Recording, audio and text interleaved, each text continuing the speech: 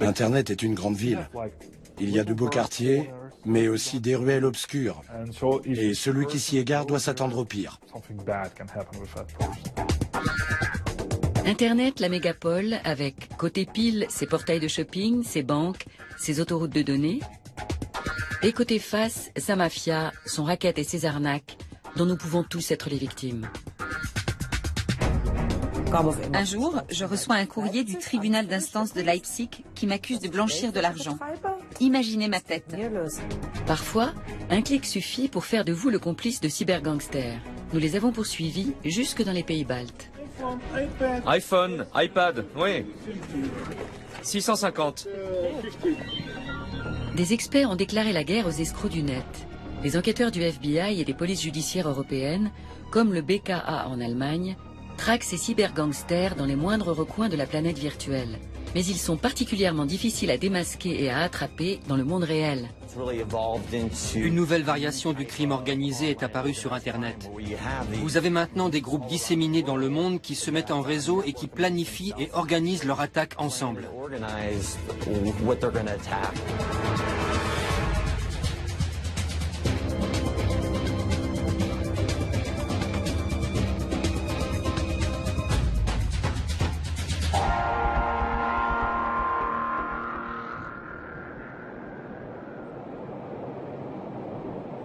La première affaire nous mène à Leipzig. C'est une histoire comme ils sont produits des milliers chaque jour, en Allemagne, en France et dans le monde entier. Ursula H., 67 ans, n'a qu'une minuscule retraite pour vivre. À la recherche d'un revenu d'appoint, elle tente sa chance sur Internet. Je vais sur meinestadt.de et là je trouve une rubrique petit boulot à 600 €. Je clique et l'adresse d'un certain Franco Martini apparaît. Un Italien, ça ne me disait trop rien, mais je décide d'essayer.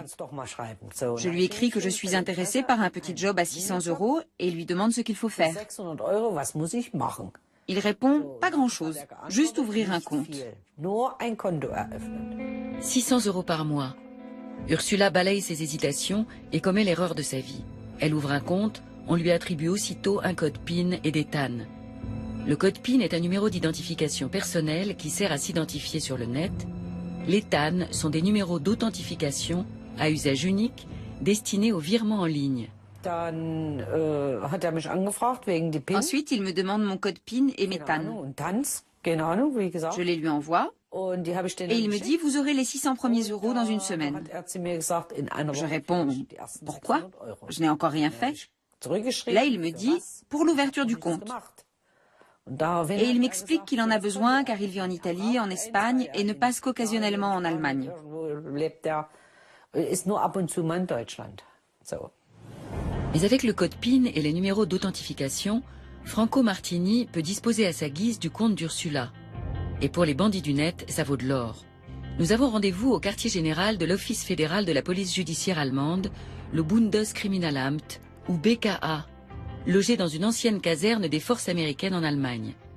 L'accès au site est hautement sécurisé. Mirko Manske nous attend. Il est commandant de police au BKA et responsable du département cybercrime.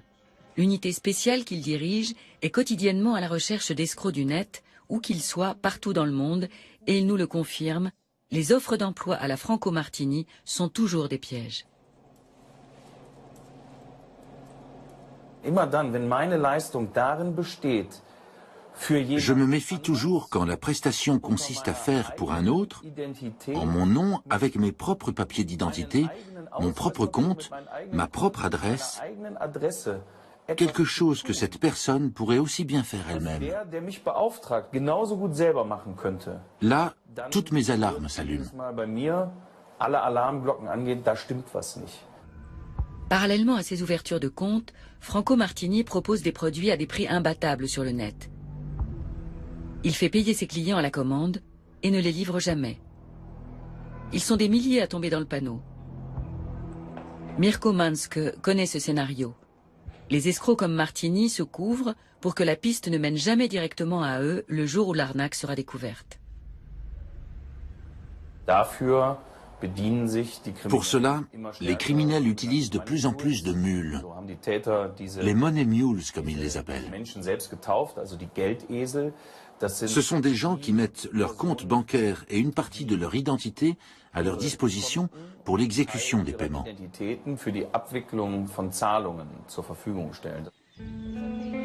Durant 3 jours, c'est sur le compte d'Ursula que les clients de la boutique en ligne de Franco Martini versent leur règlement. L'escroc, qui a toutes les clés pour y accéder, transfère aussitôt l'argent ailleurs. Un jour, je reçois un courrier du tribunal d'instance de Leipzig qui m'accuse de blanchir de l'argent. Je ne comprenais rien à ce qui m'arrivait. Alors je suis allée voir ma fille et je lui ai tout raconté. Au début, j'avais tellement honte d'avoir fait une telle bêtise que je voulais m'en sortir seule. Mais c'est impossible. C'est déjà trop tard. Peu après, la justice rend son verdict. Ursula ne peut même pas se défendre, car il n'y a pas d'audience. Elle est condamnée à une amende de 2 250 €. Elle n'y comprend rien.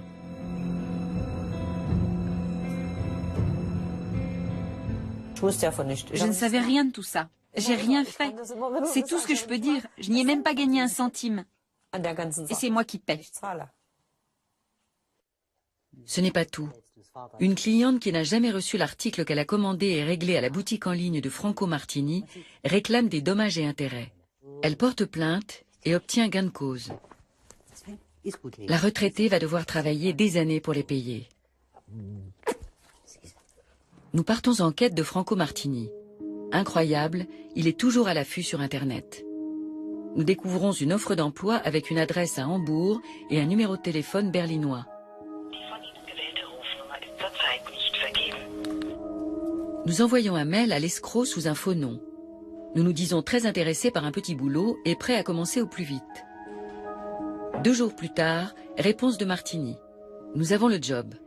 Félicitations. Il nous demande d'ouvrir un compte et de lui transmettre notre code PIN et nos TAN. Nous créons le compte, mais lui donnons de faux numéros.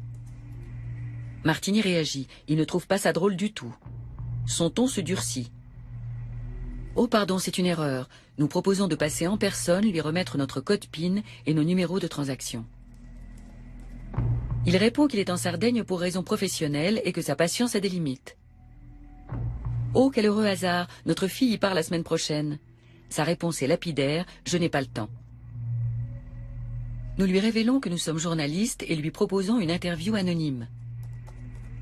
Quelques minutes plus tard, son adresse email devient introuvable.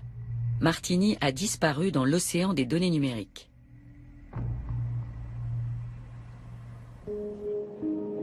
Les fausses boutiques fleurissent, mais ne sont qu'un gagne-pain parmi d'autres pour les escrocs du net. L'an passé, ils ont détourné 187 millions de numéros de cartes de crédit et coordonnées bancaires dans le monde. Elles leur servent surtout à acheter du matériel électronique high-tech. Notre deuxième affaire démarre elle aussi à Leipzig. Là encore, elle se répète chaque jour sur toute la planète. Pour effacer la trace de leurs achats illégaux, les cybergangsters emploient des agents coursiers. Comme Ursula, Alfred M. est tombé dans les filets de la mafia d'Internet et il s'est retrouvé complice de criminels. Son job, réceptionner et réexpédier des colis contenant des produits payés avec des cartes de crédit volées. Pour lui aussi, tout a commencé par une offre d'emploi alléchante sur le net. Et là encore, la bonne nouvelle ne tarde pas. Dans un allemand étrange, on lui propose de travailler comme représentant au support externe. On lui fait miroiter un salaire de 2 000 € par mois. Il nous a fallu plusieurs échanges téléphoniques pour convaincre Alfred M. de nous raconter son histoire depuis le début. La première fois, il insiste pour nous rencontrer dans une rue très fréquentée. Vous pensez qu'il y a des raisons de craindre ces gens? Oui. Pourquoi? Il y a des millions en jeu. Et on nous l'a appris à l'école. À partir d'une certaine somme, les gens peuvent tuer pour de l'argent. Au départ, Alfred est très intéressé par cette offre d'emploi déposée en apparence par une entreprise nord-américaine du nom de MBE. Ils m'ont demandé si je voulais gagner de l'argent. J'ai répondu oui. Que s'est-il passé ensuite? Ils m'ont fait une proposition d'emploi. Il s'agissait d'envoyer des paquets. C'était un emploi avec un vrai contrat de travail, des cotisations sociales. Et je n'ai rien trouvé qui porte à croire que c'était illégal. Alfred signe le contrat. Il y trouve même des détails sur la grille de salaire, sur les primes, et une photo de sa jolie interlocutrice, Alexa Corey. Le commandant Mansk nous explique que ces agents coursiers ont un rôle essentiel dans le jeu des cybercriminels.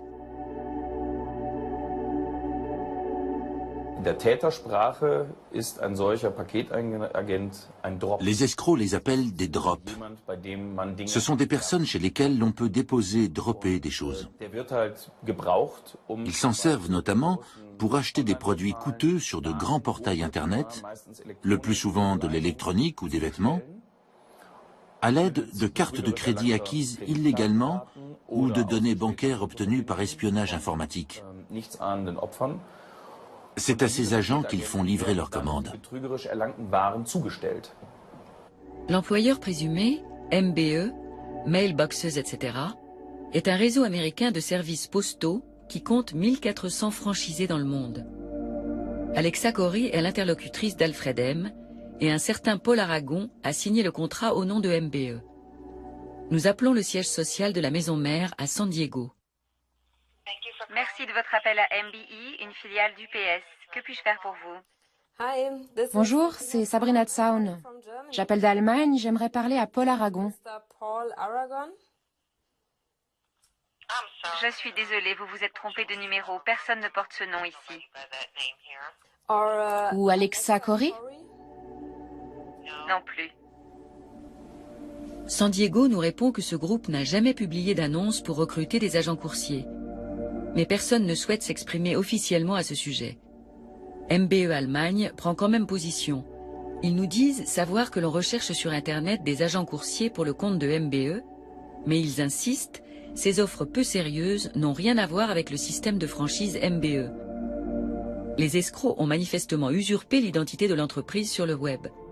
Ils ont copié à la perfection son nom, son adresse et son site. Ne parlant pas anglais, Alfred M. n'appelle pas MBE, ni aux États-Unis, ni en Allemagne. Pourquoi le ferait-il d'ailleurs? Via Internet, tout marche comme sur des roulettes. On lui livre les colis chez lui chaque jour. Il s'agit d'articles électroniques le plus souvent. Et presque au même moment, son employeur lui envoie par mail le contenu exact des colis, ainsi que des bordereaux d'expédition. Comme on le lui a demandé, Alfred M. emballe plusieurs paquets dans un grand carton sur lequel il colle la nouvelle adresse. Ensuite, de célèbres agences de coursiers passent les prendre. Alfred se souvient que 80% des colis partaient pour l'Estonie.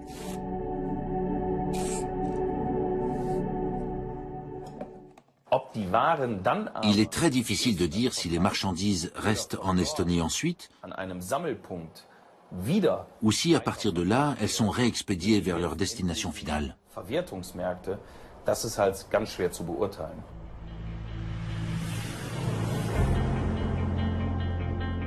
Nous nous envolons pour Tallinn, la capitale estonienne. L'Estonie est le pays le plus au nord des Balkans. Nous contactons Vladimir, un white hat qui nous a été recommandé sur un forum internet à la limite de la légalité. Les white hats, les chapeaux blancs, sont des pirates informatiques censés faire un usage positif de leur savoir et ne pas enfreindre les lois. Vladimir ne veut surtout pas être identifiable. Dans quelle mesure pouvons-nous lui faire confiance? Le caméraman reste à bonne distance. Vladimir nous emmène d'abord dans un cybercafé pour nous montrer des enchères en ligne de produits quasiment neufs à des prix défiant toute concurrence.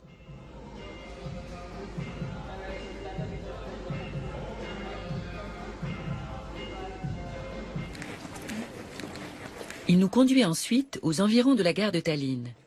Les voies sont bordées de halls abritant diverses boutiques. On y vend des accessoires pour les derniers téléphones portables à la moitié du prix officiel.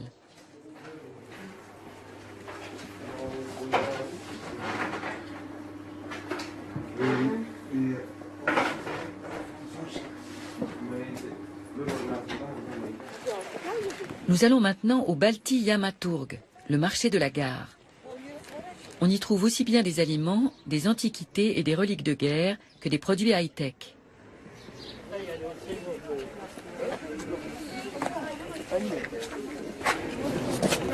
iPhone? iPad? Vous parlez anglais? Oui? C'est un iPhone 4S. 64 Go.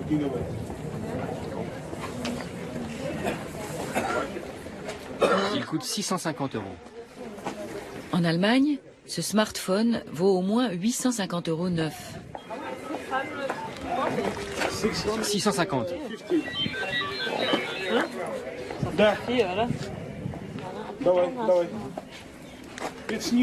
Il est neuf, débloqué. Et il accepte toutes les cartes SIM. L'iPad, il fait combien? L'iPad? 250 €. Il est très bien, il est craqué. Et il y a tous les programmes dedans. Je vais réfléchir. Merci. Ces marchés n'écoulent qu'une partie des produits acquis illégalement, nous dit Vladimir. Ils sont souvent revendus aux enchères sur eBay. C'est ainsi qu'un notebook volé à Paris peut finalement s'y retrouver. Les chances de se faire pincer sont infimes et les programmateurs bien formés ne manquent pas. Les mauvaises conditions de travail et un chômage exponentiel font le reste.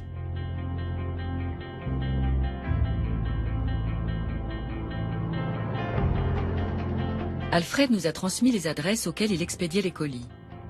Toutes se trouvent dans la même région. Nous prenons la route, curieux mais un peu anxieux. Pour assurer notre sécurité, nous nous tournons vers la police estonienne. Nous sollicitons l'aide de Dimitri Roudakov, le spécialiste des escroqueries à la carte de crédit et des agents coursiers. Mais l'homme nous prie instamment d'arrêter nos recherches. Il nous dit que ce gang est actif et dangereux et que la police l'a à l'œil depuis longtemps déjà. Nous lui demandons une interview sur ce dossier, il refuse. Il n'aborde que des affaires déjà bouclées. Quand la procédure est close, je peux parler.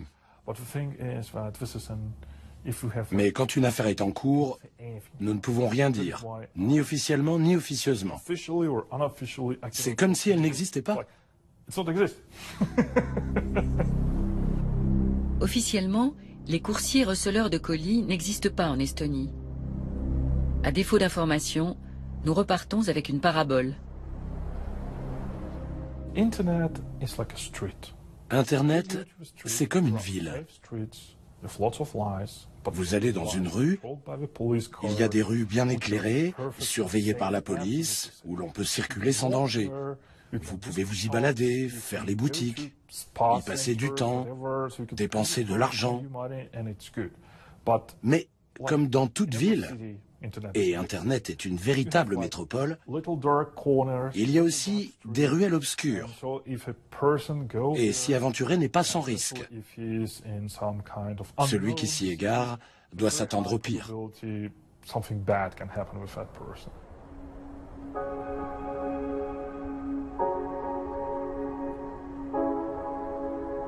Alfred M., de Leipzig, remplit son contrat de travail. Il réexpédie 54 colis d'articles high-tech au total et sans se poser de questions. Toujours confiant de recevoir la rémunération confortable qu'on lui a promise.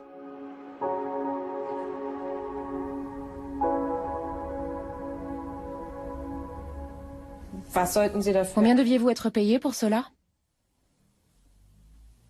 Pour chaque colis traité et étiqueté, 25 €. Vous auriez dû recevoir combien d'argent alors? J'aurais dû toucher autour de 3 000 € pour mon travail. Et combien avez-vous eu réellement? Je n'ai jamais rien reçu de cet argent, malgré mon mail de relance. Au lieu de cela, il reçoit un jour un courrier le sommant de payer ou de renvoyer la marchandise. L'Allemand tombe des nues. Les escrocs n'ont pas seulement utilisé son adresse comme boîte à lettres, ils ont également passé des commandes en son nom. Les entreprises lésées réclament des dommages et intérêts. J'ai écrit à Rewe et KitKong que c'était une affaire de cybercriminalité et que je n'avais pas de quoi payer actuellement. Où aurais-je trouvé l'argent? Je ne peux pas payer. Alfred affirme n'avoir rien commandé. Mais en mars 2012, le parquet le condamne à une amende de 50 fois un taux journalier de 10 €. Et les frais du procès sont à sa charge.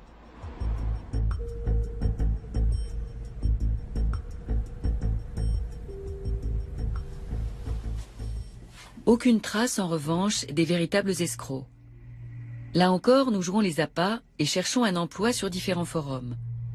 Moins d'une semaine plus tard, nous recevons une offre de MBE, l'annonceur qui a déjà piégé Alfred M. Notre interlocuteur est un certain David Hartmann. C'est un emploi dans le domaine de l'aiguillage et du transport d'électroménager. Il ne requiert aucune connaissance ni aptitude particulière. Nous exprimons notre intérêt. Au bout de 24 heures, nous recevons un contrat de travail par mail. Il est plus sophistiqué que celui d'Alfred M. Tout y est détaillé. Les perspectives professionnelles, les congés, la couverture sociale et même le taux d'imposition.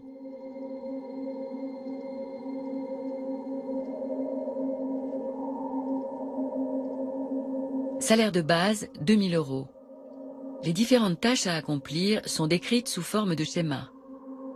Le troisième volet du contrat est un questionnaire très détaillé. On nous demande une photo d'identité et différentes informations personnelles. Adresse, numéro fiscal, coordonnées bancaires et même copie du permis de conduire. On n'en avait pas réclamé autant à Alfred M. à l'époque. Ces escrocs sont bien curieux. Plus vous livrez d'informations sur vous, plus il leur est facile d'usurper votre identité sur Internet, d'agir en votre nom et de se faire passer pour vous. Surtout si vous leur donnez aussi la copie d'un document officiel attestant de votre identité. Toute personne disposant de nos données peut directement ouvrir compte bancaire et boîte postale. Nous ne renvoyons pas le contrat et ne répondons plus à aucun mail de l'employeur supposé. Quelques jours plus tard, notre banque nous appelle. Sabrina Zaun. Banque Barclays, bonjour. Allô. Bonjour. Nous avons constaté que votre carte de crédit avait été utilisée abusivement pour réaliser des achats sur Internet. La banque bloque aussitôt la carte. Mais qui a bien pu se procurer nos coordonnées bancaires? Et où? Nous n'avions pas renvoyé le contrat. En attendant, l'accès en ligne à notre compte courant est bloqué jusqu'à ce que nous confirmions à la banque que notre ordinateur est de nouveau sain.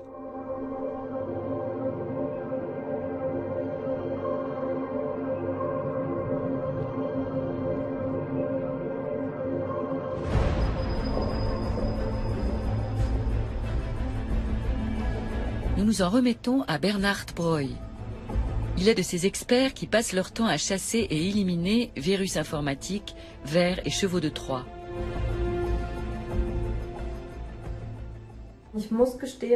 Alors que j'étais sur Internet, une fenêtre s'est ouverte pour la mise à jour d'un logiciel que je ne connaissais pas. J'ai voulu la fermer, j'ai cliqué sur la croix, mais la fenêtre ne se fermait pas. Il y avait juste un bouton terminé, alors j'ai cliqué dessus. J'ai bien l'impression d'avoir téléchargé quelque chose sans le vouloir. Et je dois dire que ça me fait un peu peur.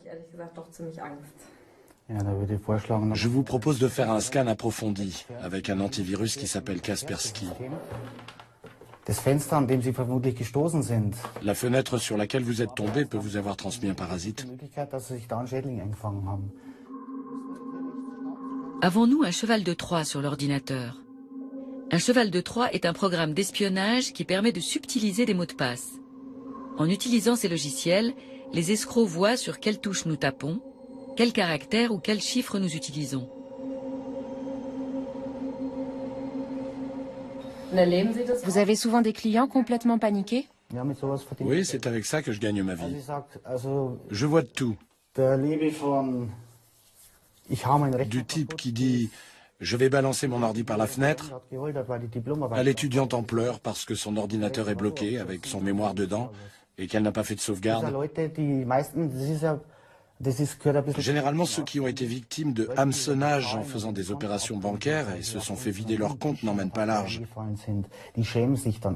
Ils veulent juste qu'on leur nettoie tout ça discrètement. Je vois ça souvent chez des personnes d'un certain âge. Bernhard Breuil trouve 5 dangereux chevaux de Troie, dont certains déguisés en logiciels de sécurité. L'expert doit sauvegarder toutes nos données, puis réinitialiser le PC. Il lui faudra plusieurs heures pour éradiquer ces parasites. En revanche, ces programmes d'espionnage sont faciles à glisser dans un ordinateur.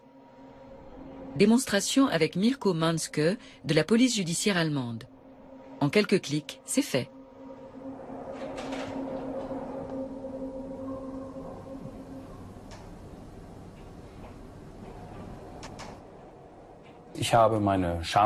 J'attache mon logiciel à une photo et je le cache dedans.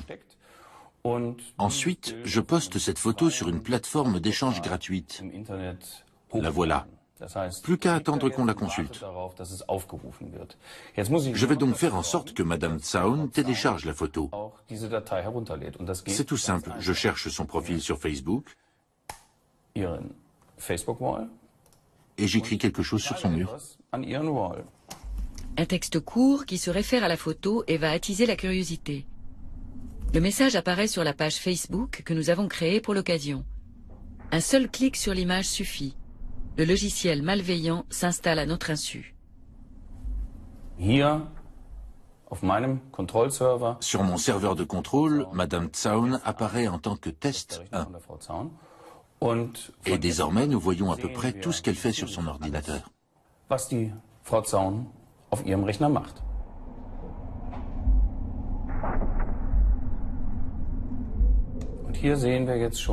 Ici, nous voyons qu'elle s'apprête à faire une opération bancaire en ligne. Voici son login, puis son mot de passe avec un espace entre. Je visualise chacune des touches sur lesquelles elle tape.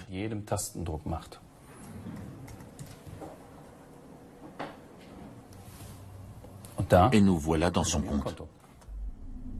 Mirko Manske peut voir nos codes d'accès, tous les entrants et les sortants, et notre adresse personnelle. Avec ces informations, il ouvre un nouveau compte d'utilisateur sur une boutique en ligne et commence à faire son shopping. Il fait livrer la marchandise à un point de retrait. Comment je paie? Facile. J'utilise les données bancaires de Madame Zaun. Je les ai eues sans qu'elle ait fait quoi que ce soit, sinon se connecter une fois pour une opération bancaire en ligne, après que j'ai implanté un cheval de Troie sur son PC. Avec cela, l'escroc peut faire bien plus encore que de simples achats en ligne. Je peux aussi chercher des dossiers spécifiques sur son disque dur. Je peux accéder au répertoire de son ordinateur, regarder son dossier photo, transférer des photos de son poste sur le mien. Je peux aussi entendre ce qu'elle écoute avec les enceintes de son ordinateur. Je peux allumer et éteindre sa webcam et l'orienter plus ou moins. Vous voyez, il n'y a quasiment plus de limites.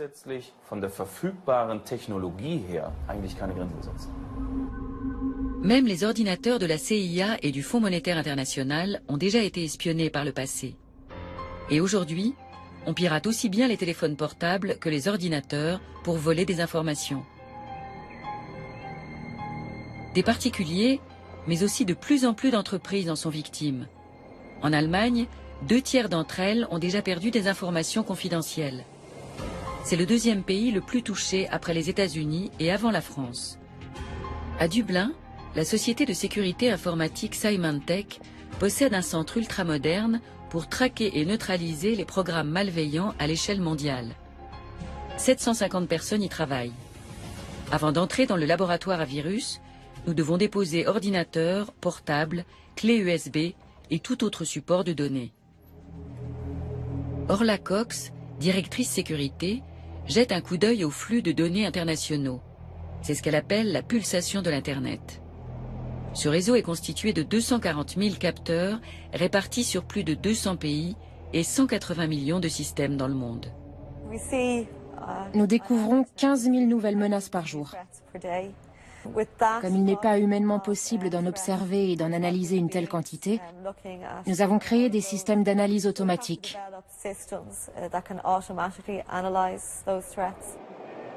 En 2011, les spécialistes ont découvert 403 millions de logiciels malveillants et éviter 5,5 milliards d'attaques de ces programmes.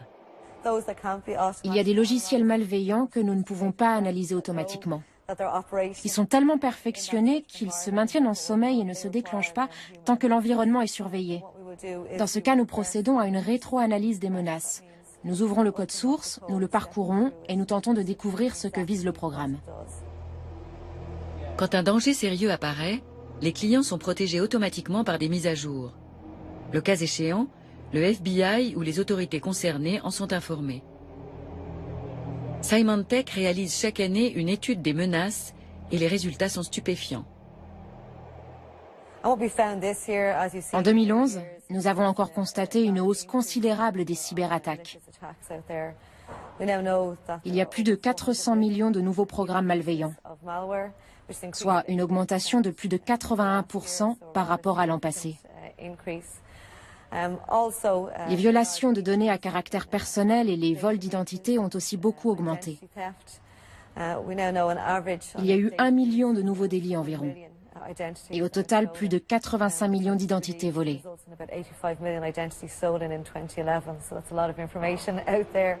L'Allemagne est particulièrement touchée. Cette année, l'Allemagne est première sur la liste des victimes de programmes malveillants en Europe. Les dommages liés à la cybercriminalité s'élèvent à 24 milliards d'euros. C'est une perte considérable pour les Allemands.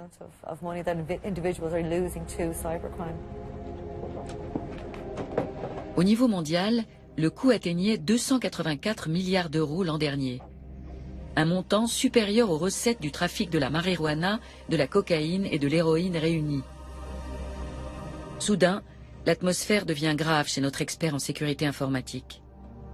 Les spécialistes scrutent leurs moniteurs l'air inquiet. Un nouveau problème? Manifestement. Un virus qu'ils n'avaient pas encore rencontré se propage et il est particulièrement intéressant.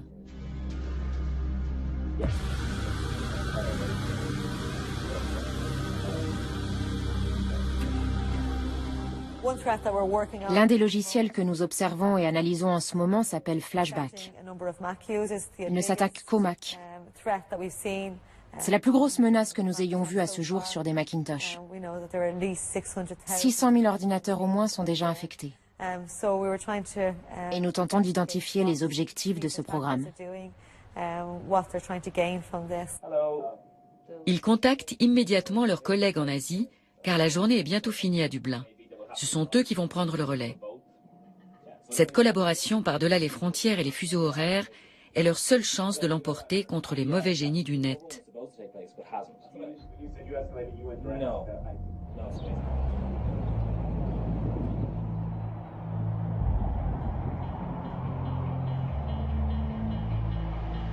Nos cyber-enquêteurs de la PJ allemande, Mirko Manske, et son adjoint Stefan Mettin, rendent régulièrement visite à leurs collègues du Secret Service et du FBI. C'est la première fois qu'une équipe de presse est autorisée à les suivre. Les États-Unis sont un point de convergence essentiel pour les escrocs du net. L'économie clandestine y génère des milliards de dollars de dommages par an. Nous allons beaucoup parler de l'économie clandestine internationale. Comme nous et beaucoup de nos partenaires internationaux, le FBI observe très précisément ce qui se passe dans la partie obscure du net. Ça tient à la fois du marché noir et du bistrot, je dirais. Et l'on peut tout acheter dans cette économie clandestine.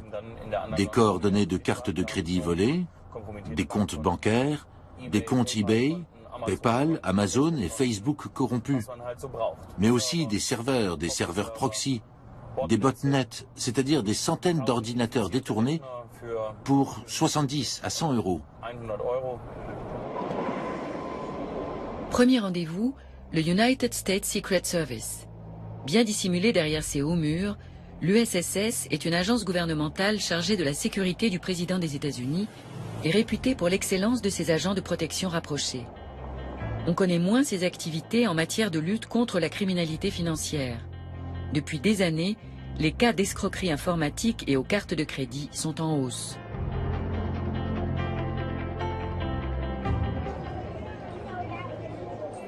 La croissance fulgurante de la cyberéconomie souterraine en Europe créait bien des difficultés aux enquêteurs. En l'espace d'un an, ils ont répertorié plus de 70 000 fournisseurs différents et plus de 44 millions de messages sur des serveurs clandestins. Sur les 10 plus grands escrocs du net, 6 vendent des cartes de crédit piratées et sont en réseau sur l'ensemble du globe.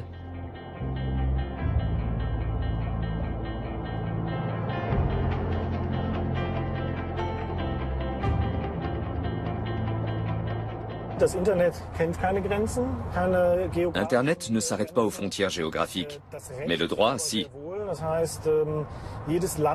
Chaque pays se heurte aux limites de sa législation.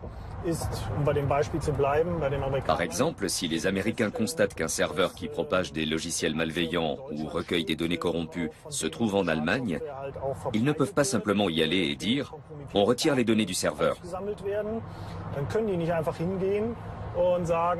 Ils sont obligés de contacter les autorités allemandes dans le cadre d'une commission rogatoire et de leur demander une sauvegarde préalable des données qui sera réalisée par le BKA, la police judiciaire allemande, pour ce type de délit.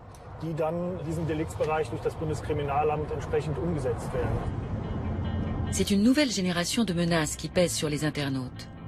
Au début des années 70, personne n'imaginait que ces virus, qui étaient plutôt l'œuvre de plaisantins, deviendraient des armes dévastatrices. Aujourd'hui, on développe des logiciels malveillants pour faire de l'argent. Nous n'avons plus affaire aux programmateurs eux-mêmes, mais à des clients de ces programmateurs qui utilisent de manière frauduleuse ou criminelle les logiciels qu'ils ont créés.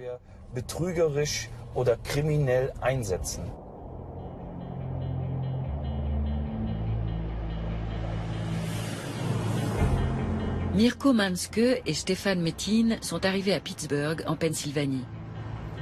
Les enquêteurs ont rendez-vous avec des agents du FBI pour parler de cette nouvelle forme de crime organisé. Qui est ciblé par ces commanditaires de logiciels malveillants? Banques, grandes entreprises, instances gouvernementales, toutes aujourd'hui sont dans la ligne de mire. Au même titre que tout internaute qui effectue des opérations bancaires en ligne et utilise des réseaux sociaux. Le nombre de terminaux exposés augmente lui aussi. Outre les ordinateurs, les notebooks et les netbooks, désormais les escrocs s'attaquent aussi aux smartphones et aux tablettes. Aux États-Unis, le FBI est chargé de lutter contre les crimes dits fédéraux, qui regroupent notamment le terrorisme, le trafic de stupéfiants et la criminalité en col blanc. Mirko Manske et Stefan Metin ont rendez-vous avec l'agent spécial J. Keith Mularski, le spécialiste de la cybercriminalité.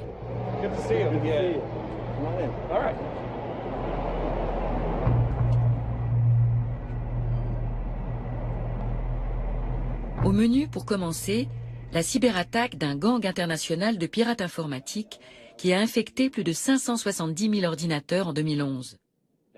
Chaque poste touché était redirigé automatiquement vers d'autres pages Internet. Le FBI a réussi à démanteler le réseau de hackers. Un répit de courte durée, car il y a déjà de nouveaux gangs dans la place. La criminalité a évolué très vite, passant de la simple imposture à des cas bien plus complexes qui reposent sur l'infrastructure de plusieurs pays. Vous avez là des escrocs qui combinent leurs compétences. L'un est spécialiste des spams, un autre de la programmation de logiciels malveillants, un troisième du craquage de sites web, un autre encore du blanchiment d'argent.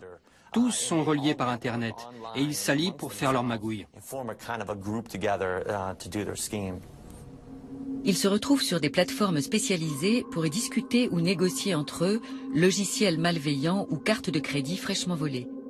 Ils se notent même les uns les autres, comme le font acheteurs et vendeurs sur eBay. Ceux qui ont acheté des services auprès de tel ou tel escroc donnent leur avis. « Hey, le produit de ce gars est vraiment bien. C'est un bandit de première classe, un type réglo. Tu peux être sûr d'en avoir pour tes 5 000 $. Il y a même de la publicité dans la cyberclandestinité. Si vous voulez sortir du lot parmi 20 gars qui vendent des cartes corrompues, il faut faire de la pub, comme dans le business réel. Sur l'Internet des criminels, tout est comme dans le vrai monde des affaires. il y a des vendeurs, des fabricants, des prestataires de services. C'est un marché juteux, mondial et 100% anonyme. Les enquêteurs ne peuvent confondre les gangsters que si ces derniers commettent une erreur. Alors, Mirko Manske et ses collègues guettent patiemment les ratages des bandits qu'ils attirent en se faisant passer pour des escrocs. Ils tentent de gagner leur confiance en chattant avec eux.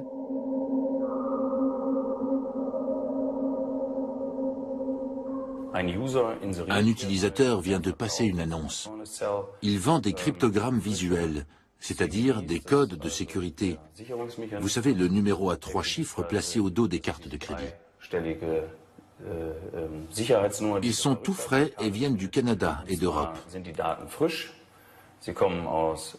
On a le choix entre l'Allemagne, la Hollande, l'Autriche, la Suisse et d'autres pays encore. Ces codes sont tous accompagnés de la date de naissance du propriétaire de la carte, ce qui est nécessaire désormais pour beaucoup de transactions. Et voilà les tarifs. Une carte de crédit volée avec ses données confidentielles se vend autour de 10 € pièce. Si Mirko Manske les achète par lot, il aura même droit à un tarif dégressif. Le commissaire allemand prend contact avec le vendeur. En général, cela se fait via des chats gratuits. Je commence par lui dire qu'il est un escroc.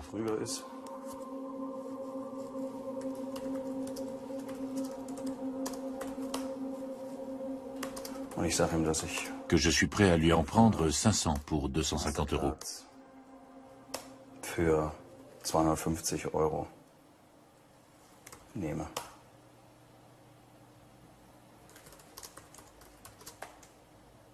Ah, ok. 500 pour 500. Alors je lui propose 400 € pour 500 cartes. Le voleur est coriace, il n'accepte le marché qu'à 450 € pour 500 Mastercard. Le commissaire paie en Ucash, une monnaie électronique utilisée pour les paiements sur Internet. Les Ucash peuvent s'acheter dans les kiosques à journaux, les distributeurs de billets, à la poste ou dans les stations-service, et de manière anonyme. Il suffit d'indiquer le numéro du coupon pour régler. Le vendeur exige un prépaiement de 50% du montant. L'enquêteur paie. L'escroc respectera-t-il le marché conclu?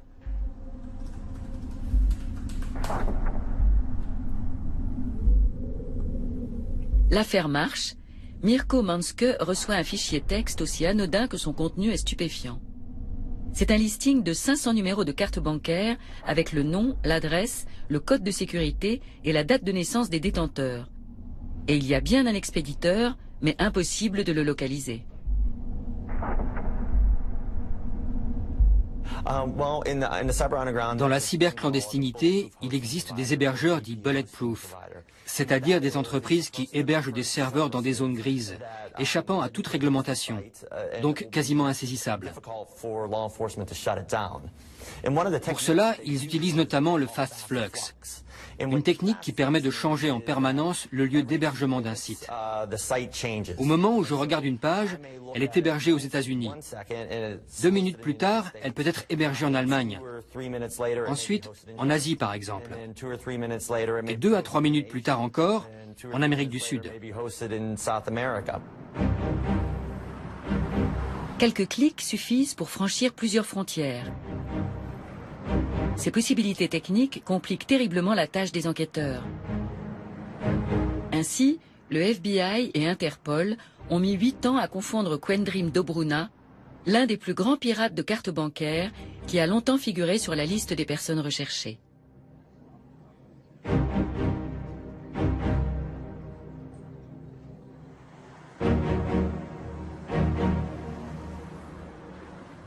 Un jour, victime de quelques minutes d'inattention, Dobruna se connecte sur Internet en oubliant de masquer son identité. Le Bundeskriminalamt s'en aperçoit et réagit aussitôt. La police prend d'assaut l'appartement qui abrite l'ordinateur. Quendrim Dobruna est arrêté puis extradé vers les États-Unis.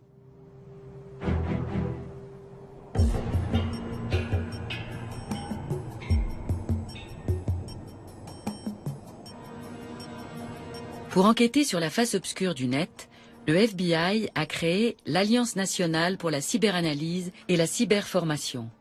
La NCFTA est chargé de coordonner l'action du gouvernement et du secteur privé en matière de lutte contre la cybercriminalité. Le racket moderne fait appel à ce que l'on appelle des botnets. Bot vient du terme robot et désigne des programmes qui peuvent contrôler ou attaquer plusieurs ordinateurs en même temps. Salut Eric, ravi de te retrouver. Vous êtes toujours les bienvenus, merci. Nous avons apporté pas mal de choses intéressantes. Parfait, regardons ça. Les botnets, ces réseaux d'ordinateurs contrôlés par des pirates à l'insu de leurs utilisateurs, font surgir du néant des armées cybernétiques capables de paralyser les sites web d'administration ou d'entreprise. L'Allemagne est numéro 2 en Europe pour le nombre d'ordinateurs aux mains de botnet masters. Ces réseaux font l'objet d'âpres négociations. Les programmateurs véreux qui les créent les vendent aux plus offrants avec les coordonnées complètes des propriétaires des postes piratés. Manifestement, ils ne vendent pas que des cartes de crédit, mais toutes sortes d'identités volées, par exemple, beaucoup de comptes PayPal et eBay. Nous voyons quelques portefeuilles Google aussi. Pourquoi n'utilisent-ils plus les plateformes traditionnelles? Je crois que c'est notamment parce qu'ils ont peur des policiers qui rôdent sur les forums. Et probablement aussi pour ne plus avoir à payer d'intermédiaires. C'est sûr qu'en se débarrassant de l'intermédiaire, ils empochent davantage. Et ils échappent à nos coups de filet. Tout à fait. Allons au laboratoire. Le FBI épluche chaque jour les plateformes Internet des escrocs. Il faut des trésors de patience pour tenir ce jeu de cache-cache sur la longueur. Le plus difficile pour les enquêteurs, c'est d'infiltrer les forums entièrement illégaux. Outre ces plateformes, franchement illégales, il en existe un très grand nombre à la limite de la légalité. Sur ces sites-là, les truands échangent des informations de toutes sortes. Le cercle n'y est pas aussi restreint et les utilisateurs y viennent pour échanger des connaissances et amorcer des affaires. C'est un forum de carding, c'est-à-dire qu'il est plutôt destiné à la recherche. Ils le décrivent comme un forum de recherche sur les logiciels malveillants. Mais on y trouve des quantités de gens qui échangent des informations dont ils peuvent se servir pour en développer de plus performants encore. Et ce n'est pas tout. C'est aussi une plateforme sur laquelle des clients fortunés peuvent recruter quantité de programmateurs de talent.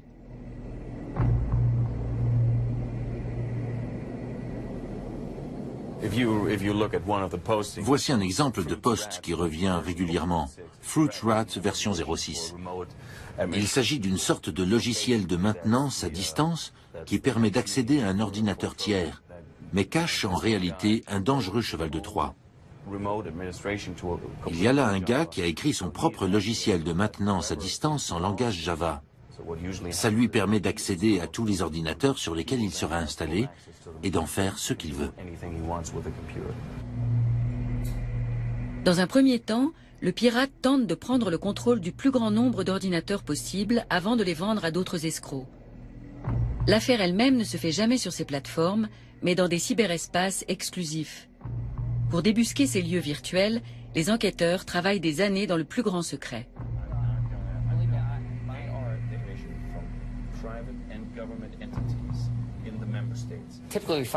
Généralement, ce sont nos méthodes d'investigation habituelles qui nous mettent sur la piste de ces forums d'escrocs. Aux États-Unis, nous avons des agents infiltrés. Et puis nous avons d'autres sources d'informations, comme les gens que nous arrêtons et qui font partie de ces forums. Bref, c'est le travail classique de la police.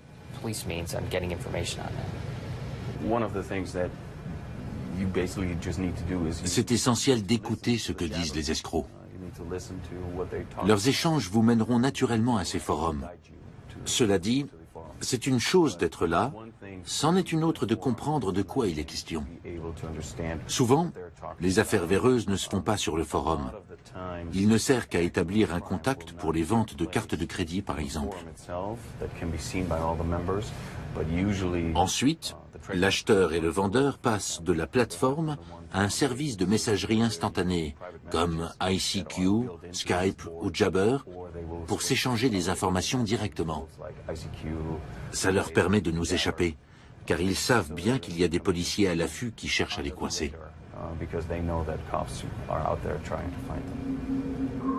Mais même dans les cyberespaces accessibles aux enquêteurs, il se crée de plus en plus de forums secrets où les gangsters négocient les fameux botnets. À quoi leur servent-ils? Les ordinateurs infectés se prêtent très bien au DDoS, les attaques au déni de service, qui visent à rendre un service indisponible. Lors de ce type d'agression, les ordinateurs commandés à distance bombardent de requêtes un même site internet simultanément. Ce flot de données surcharge la page et finit par la bloquer. Mirko Manske nous cherche un vendeur. Dans ce message publié hier, un certain Darkman propose un programme DDoS. Il est très stable et c'est une version de base qui peut provoquer des attaques par déni de service. Autrement dit, si j'installe ce logiciel sur plusieurs ordinateurs à l'insu de leurs utilisateurs, je peux bloquer l'accès à une page Internet en saturant un serveur. C'est déjà compris dans la version de base et je peux commander différentes options en plus. Le vendeur indique une adresse Internet. Elle conduit l'enquêteur à une plateforme sur laquelle on peut envoyer et recevoir des messages de manière anonyme. Le commissaire et l'escroc commencent à discuter.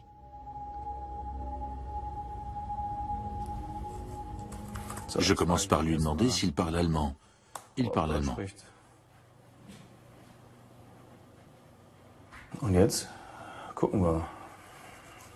Alors on va déjà chercher à savoir d'où vient ce programme.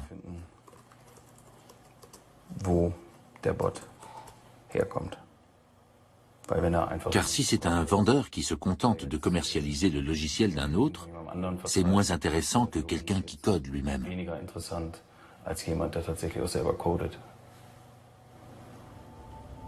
Le programme coûte 600 €.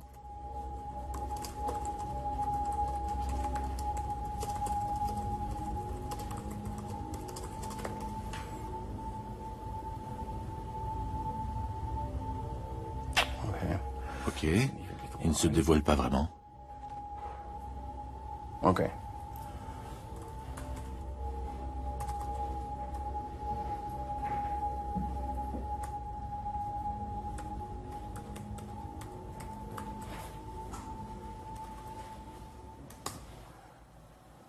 Oh, c'est du rapide. Das ging fix.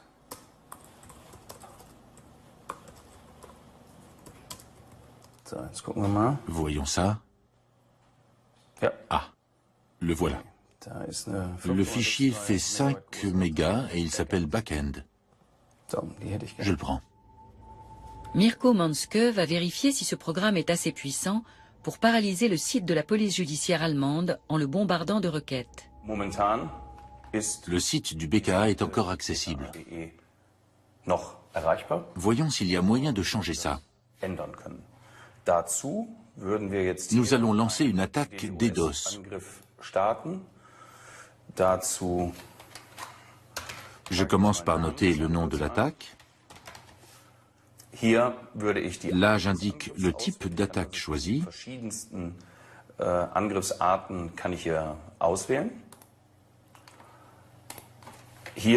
Là, la cible de l'attaque, c'est simplement le nom du domaine.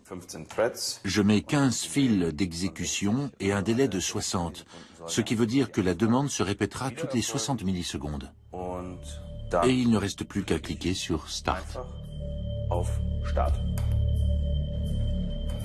L'attaque du serveur du Bundeskriminalamt commence. Les paquets signalés en noir proviennent des ordinateurs infectés. Ils cherchent à immobiliser le serveur et bloquer l'accès au site du BKA. Un véritable attaquant aurait atteint son objectif et il aurait eu plusieurs solutions pour exploiter cette situation.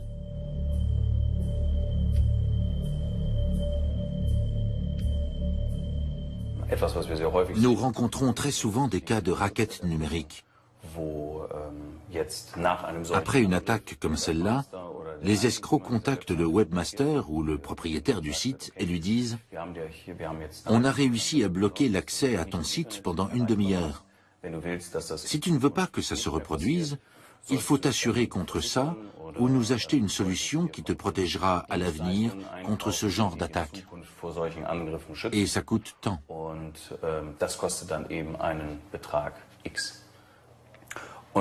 Tiens, c'est intéressant. Tout à l'heure, vous m'avez demandé si l'on pouvait interrompre l'attaque. Je l'ai fait, mais les bots ne font pas ce que je leur ai demandé. Heureusement, dans ce cas, il s'agit d'un simple essai dans un cadre restreint.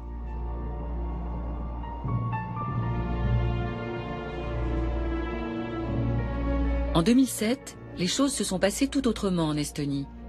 Le pays balte a été victime alors de la plus grosse attaque DDoS de l'histoire d'Internet à ce jour.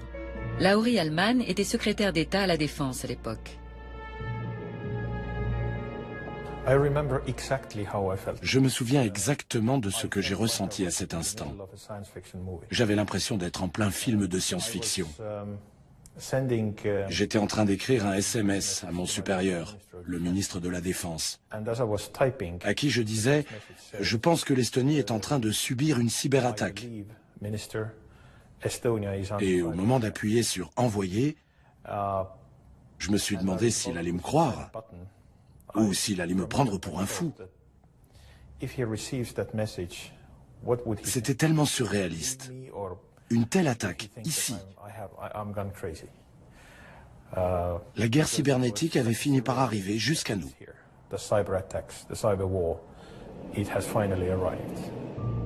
Les effets de cette cyberagression sont dévastateurs. Les banques, les administrations, les médias et même les hôpitaux sont touchés. Les requêtes à l'origine de l'engorgement du serveur proviennent de points disséminés sur toute la planète.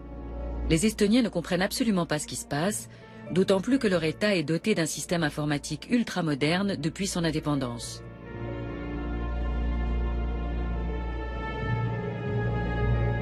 Le moment le plus critique est arrivé quand les attaques ont commencé à toucher les opérations bancaires. En Estonie, 98% ou plus des transactions bancaires se font via Internet.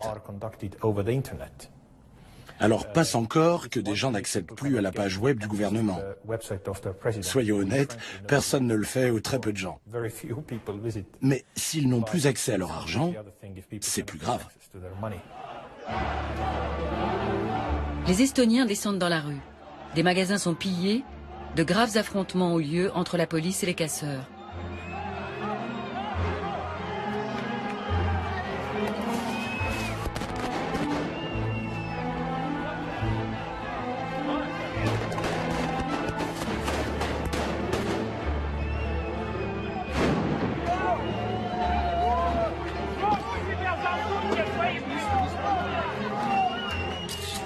Dans le plus grand quotidien estonien, le Postimees, tout est sans dessus-dessous.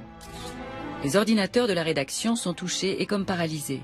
Une situation inédite pour le directeur général Erik Rose et un grand défi pour ses journalistes. Tous travaillent non-stop pour informer leurs lecteurs.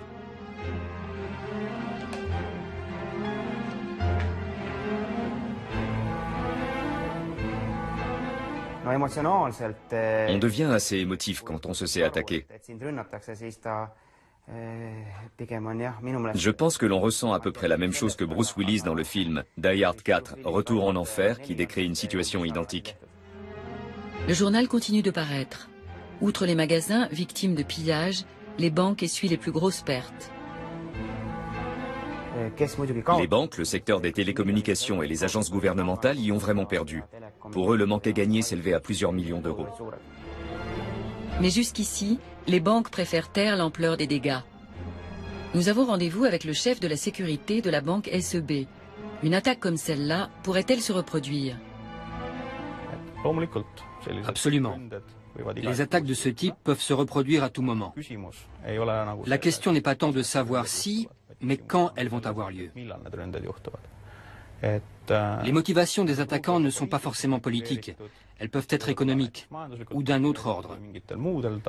Mais ce type d'agression est très facile à mettre en œuvre et il y en aura forcément d'autres.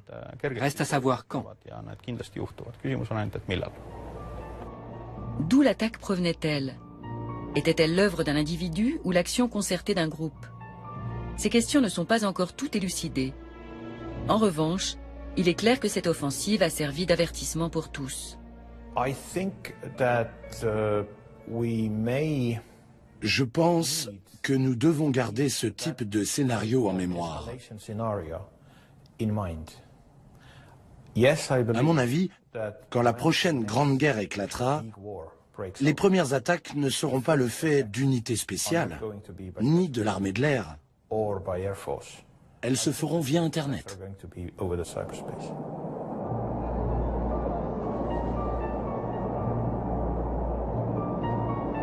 Les gangsters qui s'activent sur la face obscure du net sont souvent intelligents et ils déploient des trésors d'énergie. Des organismes d'enquête comme le BKA ou le FBI ont développé de nouvelles stratégies pour découvrir leur tour de passe-passe, et cela commence à payer. En juin 2012, un groupe de truands qui œuvrait à l'échelle mondiale a pu être démantelé. C'était la première fois que l'économie souterraine se faisait battre avec ses propres armes. 24 pirates d'Internet sont soupçonnés d'appartenir à un réseau d'escrocs à la carte bancaire que le FBI vient de démanteler. Selon les autorités, ce coup de filet mené aux États-Unis, en Europe, en Asie et en Australie est la plus grosse opération policière contre des cybercriminels à ce jour. Le gang détenait les codes de 411 000 cartes de crédit piratées. Voici comment le FBI est parvenu à les piéger. Nous avons administré l'un de ces forums pendant 2 ans. Durant cette période, nous avons beaucoup appris sur leur façon d'opérer et sur ce qu'il fallait savoir pour administrer ces plateformes. Nous avons bien profité aussi du fait qu'ils se faisaient régulièrement la guerre entre eux ou entre forums et se pirataient mutuellement. Souvent, ils publiaient tout cela sur des sites ouverts à tous. Cela nous a permis temporairement de voir de près comment tout cela fonctionnait. Et ça nous a été fort utile. Le FBI a retiré sa plateforme de la toile au moment des arrestations. Depuis, l'ancienne page d'accueil du forum Carder Profit est tapissée de ses emblèmes. Cette enquête a permis pour la première fois d'en savoir plus sur ces escrocs totalement anonymes jusque-là. Voici l'un des accusés, tout juste sorti de la salle d'audience. Il s'agit de Mir Islam, 18 ans, connu sur Internet sous le nom de Josh the God. Mir Islam vit dans le Bronx new-yorkais. Ses parents sont originaires du Pakistan. Lors de son arrestation, il détenait les numéros et coordonnées de 50 000 cartes de crédit. C'est un policier infiltré qui l'a débusqué. Le FBI a aussi piégé son acolyte, un truand de 19 ans qui aurait proposé à l'enquêteur de lui céder des cartes de crédit contre une caméra et $250 en espèces. Ces escrocs ont des points communs. Beaucoup sont très jeunes au départ, ils sont curieux et veulent essayer eux aussi. Certains abandonnent au bout d'un moment, car ils s'aperçoivent que ce n'est pas leur truc. Mais d'autres gagnent tellement d'argent qu'ils continuent et sont même très enclins à transmettre leurs connaissances. Le FBI estime que ce démantèlement a permis d'éviter jusqu'à 200 millions de dollars de dommages et de protéger au moins 400 000 victimes potentielles. Les arrestations ont été opérées dans 13 pays différents, dont l'Allemagne. Les détenus risquent jusqu'à 40 ans de prison. Une victoire qui couronne 2 ans d'enquête.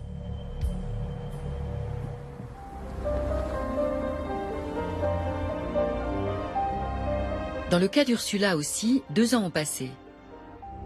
Alors qu'elle cherchait un revenu d'appoint pour arrondir sa maigre retraite, elle est tombée sur Franco Martini, un escroc qui lui a fait ouvrir un compte bancaire à son nom. Un compte dont il se servait pour blanchir l'argent tiré de ses escroqueries sur Internet. Quand l'arnaque a été découverte, Ursula a été considérée comme agent financier et condamnée à une amende de 2 250 €.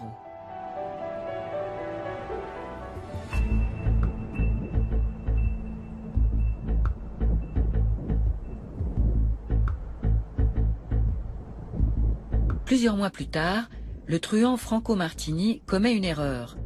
Durant quelques secondes, il se connecte à Internet sans cacher son identité. La PJ allemande est avertie et peut enfin identifier Martini et sa bande. S'ensuivent des perquisitions dans toute l'Allemagne. Les 170 policiers engagés arrêtent 8 personnes. Parmi eux, Carvan M, alias Franco Martini, le cerveau de la bande, âgé de 22 ans et domicilié à Essen, ainsi qu'un certain Ahmed D. Tous deux sont mis en détention provisoire. Dès que nous l'apprenons, nous nous rendons chez Ursula pour lui transmettre la nouvelle. Je suis KO là, mais de joie. Enfin de la lumière au bout du tunnel. Parce que franchement, tous les mois, je me disais, C'est à cause de toi que je verse plus de la moitié de mon salaire au tribunal, ordure.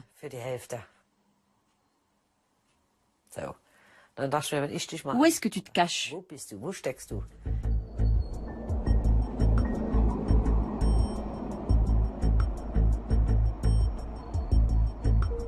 Le procès s'ouvre le 13 juillet 2012 au tribunal d'instance d'Augsbourg.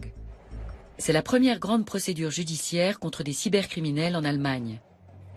Les 4 principaux accusés sont inculpés d'escroquerie en bande organisée, de menaces et d'incitation à la violence physique. Carvan M, alias Franco Martini, est amené par la police. Ses complices et lui auraient dérobé plus d'1 million d'euros via 187 fausses boutiques en ligne. Ursula est là, elle aussi. Vraiment, je ne comprends pas comment il peut se comporter ainsi. Comme s'il n'avait rien fait de mal. Ça me reste coincé en travers de la gorge. Le procès doit durer 14 jours. Les avocats de la défense sont venus de loin. C'est un procès qui revient très cher. Ursula n'y comprend rien. Elle a été condamnée par simple ordonnance pénale. Elle n'a eu ni procès, ni possibilité de présenter sa défense. Je n'ai eu droit à rien. Pas de juge, pas d'avocat. Je n'ai pas pu me défendre, ils m'ont condamné. Et je paie pour des truands pareils. J'arrive pas à y croire. Il faut que je me calme. Je vais exploser. Le procès met très longtemps à démarrer. L'avocat de Carvan M demande à ce que l'audience soit transférée à Essen, sa ville d'origine. Refusé. Puis il demande un procès conforme au droit pénal spécial applicable aux mineurs. Le juge refuse à nouveau. Sur ce, l'avocat de Carvan M dépose son mandat. La lecture de l'acte d'accusation doit être reportée. Ursula, qui espérait qu'enfin justice serait rendue, est déçue par tous ces délais. La stratégie de Carvan M irrite aussi les 2 procureurs. Nous-mêmes, nous espérions obtenir davantage d'informations. À ce propos, c'est un groupement privé autoproclamé Comité de vigilance qui aurait fourni à la PJ allemande l'indice déterminant pour passer de la piste de Franco Martini à celle du fameux Carvan M. Ce comité est formé d'internautes soucieux de mettre en garde contre les fausses boutiques en ligne. Nous partons à leur recherche et tombons sur 2 sites qui semblent correspondre. Ils s'appellent gegenabzocke.com et autosec4u.de. Nous essayons d'entrer en contact, mais leurs administrateurs sont très prudents. Des cybergangsters les ont attaqués plusieurs fois avec des logiciels malveillants et les ont menacés.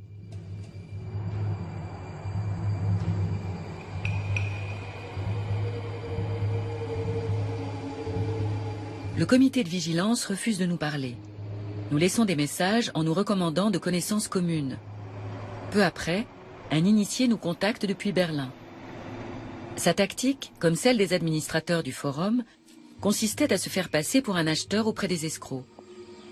Il commandait des articles high-tech auprès de Martini & Co et se faisait envoyer les coordonnées bancaires du compte sur lequel faire les virements. Dès qu'il les avait, il les transmettait à la police et aux banques qui gelaient les comptes. Les criminels n'avaient alors plus accès à leur argent et la mule, l'agent de transfert, perdait tout intérêt pour eux.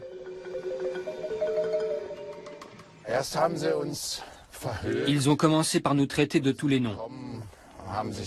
Ils intervenaient sur différents forums, chez nous et ailleurs, sous des noms comme Ha-Ha-Ha, Der-Ha-Ha et Der-Ha-Ha-Ha.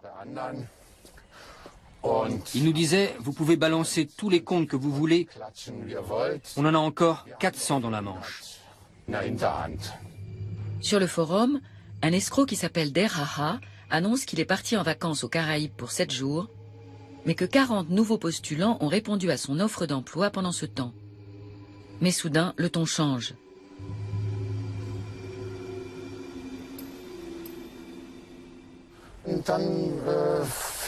Ils ont commencé à nous menacer. Puis, ils ont employé des méthodes peu rassurantes pour atteindre les administrateurs du forum. Et ils en ont effectivement identifié un, qu'ils ont menacé personnellement.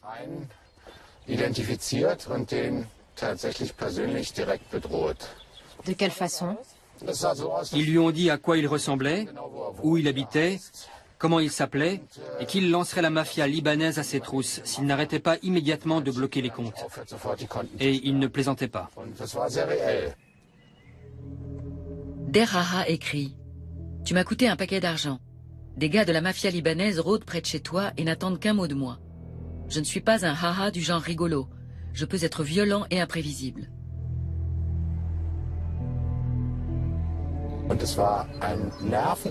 C'est devenu très éprouvant nerveusement quand nous avons compris que ces truands étaient vraiment sans scrupules, qu'ils étaient capables de mettre leurs menaces à exécution.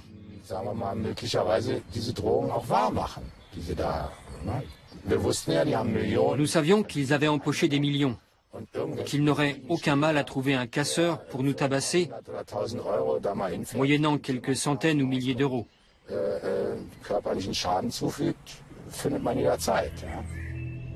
Notre initié se retrouve lui aussi dans le collimateur des cyberescrocs.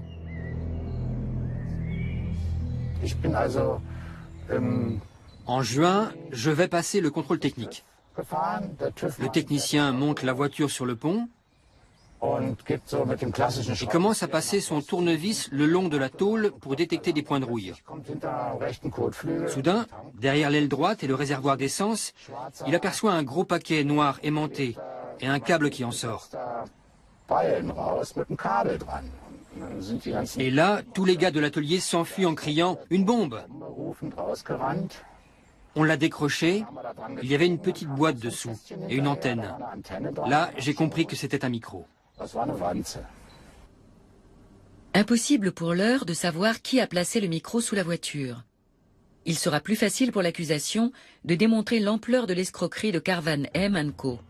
En revanche, pas la moindre trace jusqu'ici de l'argent gagné par le gang des fausses boutiques en ligne. Ursula se bat toujours contre elle-même et le reste du monde. L'aplomb des accusés la met en rage.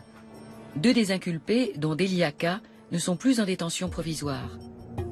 La jeune femme attend devant la salle d'audience, l'air très occupé. Ursula décide de l'affronter. Vous vous sentez bien quand vous arnaquez des gens?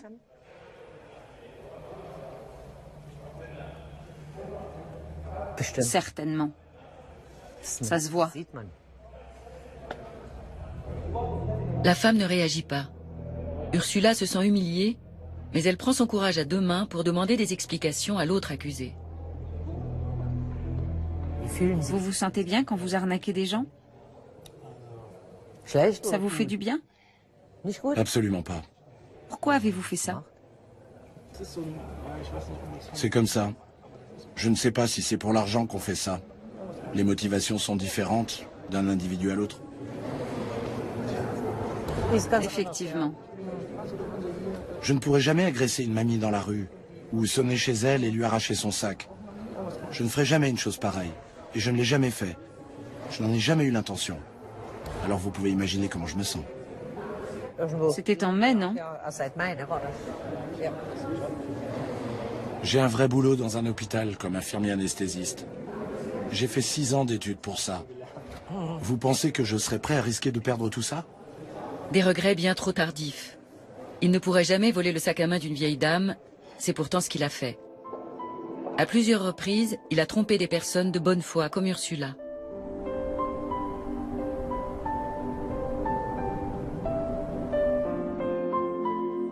Tous les matins, cette retraitée de 67 ans s'extirpe de son lit avant le lever du jour et se prépare pour aller travailler. Ursula vit dans la hantise que d'autres victimes lui réclament des dommages et intérêts, mais c'est une battante.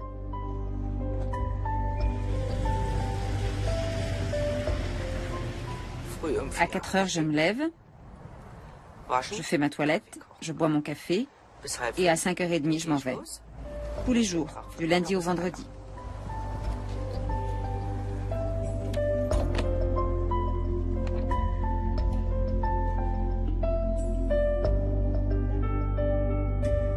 Le procès d'Augsbourg s'étale sur 8 semaines. Nicolas R, Delia K et Ahmed D passent aux aveux.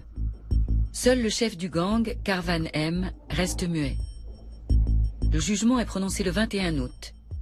Beliaka, 30 ans, est condamné à 1 an et demi de détention avec sursis. Nicolas R écope de 2 ans avec sursis et Ahmed D de 4 années de détention. Karvan M, alias Franco Martini, est condamné à 7 ans de prison, mais il annonce aussitôt qu'il va faire appel. Ces peines sévères ont pour but de montrer aux cybercriminels qu'ils n'échapperont pas à la justice, mais aussi d'encourager les victimes à porter plainte. Cela suffira-t-il à stopper la folie des fausses boutiques en ligne? En suivant une information reçue d'un anonyme, nous tombons sur 8 nouveaux magasins du même type dont les prix défient toute concurrence. Nous y achetons un appareil photo. A priori, nous pouvons payer à réception. Mais on nous demande finalement un prépaiement sous le prétexte de tentatives d'escroquerie trop nombreuses ces derniers temps. Nous virons l'argent et n'entendons plus parler du vendeur. Et l'appareil pourtant payé, nous l'attendons toujours.